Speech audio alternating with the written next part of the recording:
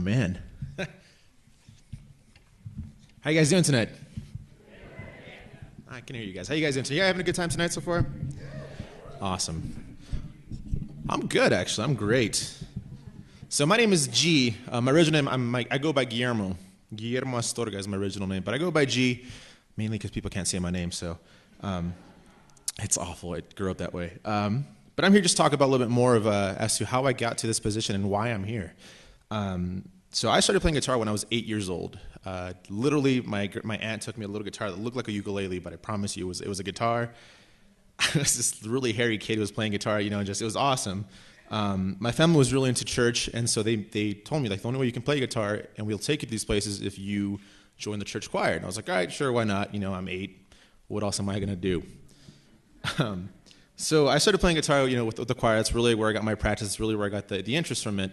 And by the age of 14, I actually became head of the church choir, and kind of helped direct it on, would you practice with people and all of this fun stuff. So that's really kind of where I really got that stage presence. Just really enjoyed being in front of people. I didn't really know it at the time, though.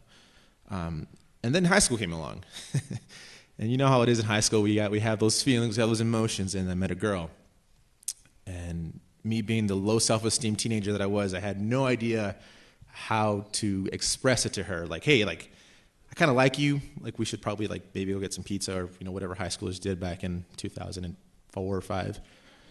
And I just really had no idea how to just come up to her and be like, hey, let's go out.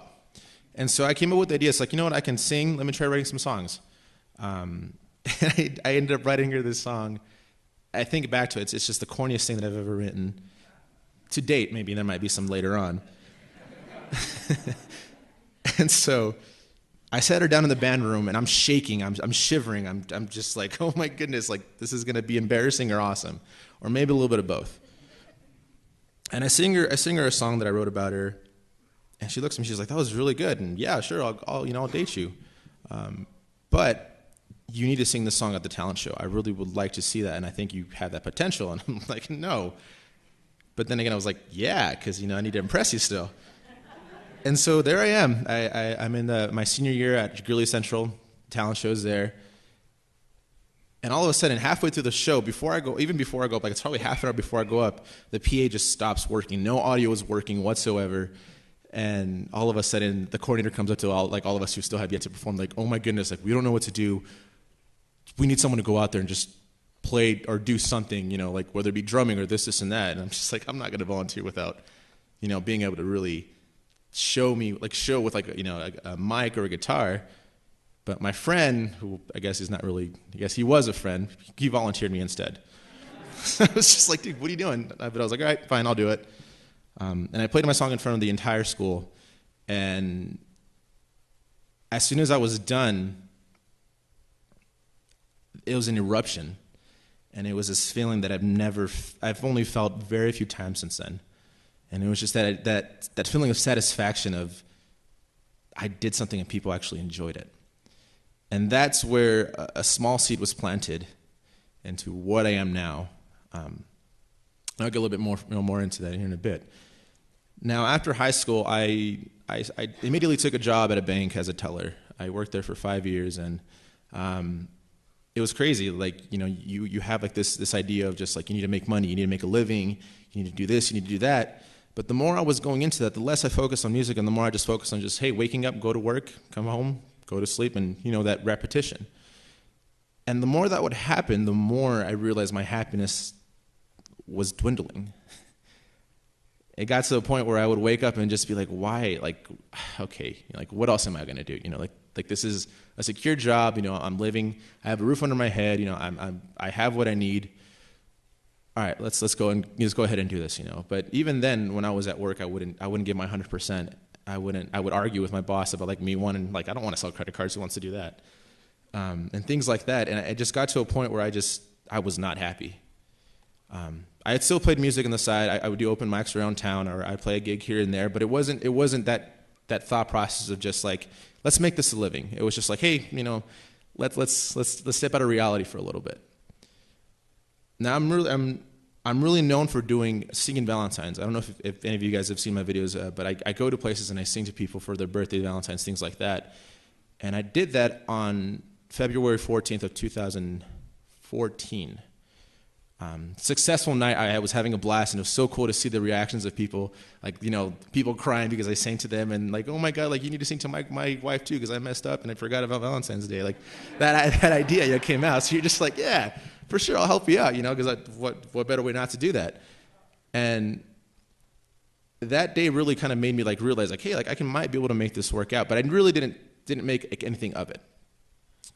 And so throughout that time period, I'm not sure if it was either before or after, I stumbled upon a video, and the video was simply titled, "If Money Were No Object." And this is by a philosopher named Alan Watts. He's one of my hugest inspirations, and he talks about, what do you desire and what makes you itch? And so he asked his students, if money wasn't an object, what would you do? And people would be like, I want to be a poet, or I want to be a writer, or a musician, or I want to ride horses, climb mountains. And his response was, do that and forget about the money. Because if you're thinking about the money, you're simply just wasting time. And that was the moment I realized that music was what I wanted to do.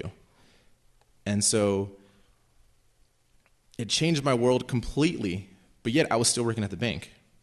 So a couple of days after Valentine's Day, it was February 19, 2014, I snapped. I had a mental breakdown like no other. I was at work, and I was like, you know what, screw this. I'm not going to be here. I can't do this anymore. I went up to my boss. I was like, I quit. I'm sorry. She's like, well, do you want to finish the day? I was like, no, I kind of want to leave now. And immediately the first thing I did, and I will never forget this, the first thing I did was I got in my car and went to a bar and had a beer just to realize, just kind of recreate, what the heck just happened. And I panicked, and I was like, okay, you know what? We can make this work. Enough places where you can go play, and, we make this a living. Like I said, this was on February 19th, 2014. Almost 2 days to that moment, or 2 years to the date that I quit my job. And it's been 2 years since then that I've been doing this full time. And I would not change a thing about it. I am happier than I've ever been. I know who I am. And the fact that I'm here is so humbling, that I'm making moves, and maybe I'm not what you might call success, but I'm pushing for what I want. And that's because I have a passion. I found my passion. I found that itch that I'm trying to scratch. Now, there's times, don't get me wrong, where I feel like society is telling me, you know what, you need to settle down. My parents, you need to have kids, get married. It's the way to do things, that's the Mexican culture. You should have 5 kids by now, kind of thing, And so for me, it's just I know what I want, and this is it. And I tell myself all the time, who is to say what's right and wrong when it comes to your happiness? And this next song is about that. This one's called "Who's to Say."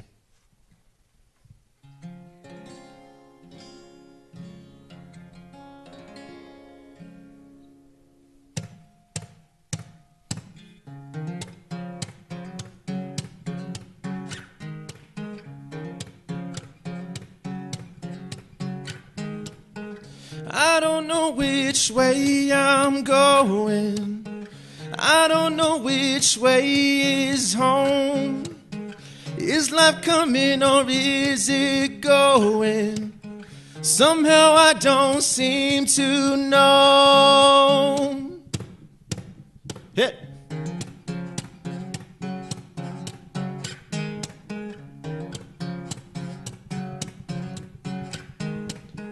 Maybe I'm just overthinking what the future holds for me.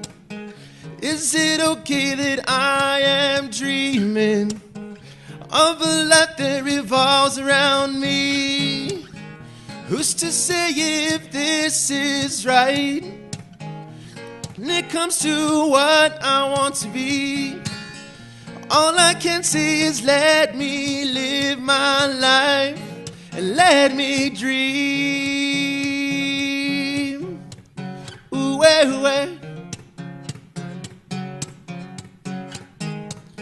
I really feel like there's a calling for everyone like you and me. But why do we ignore the feeling when the calling makes us happy? Is it 'cause we don't want to lose hope? We don't want to feel defeat. Only when we fail's when we decide defeat's the light we see. Ooh, ooh, ooh. Who's to say you have to be someone you don't really want to be? Why not do what you wanna do and finally feel like your life is free? La la la la la la la. La la la la la la la. La la la la la la la la la. La la la.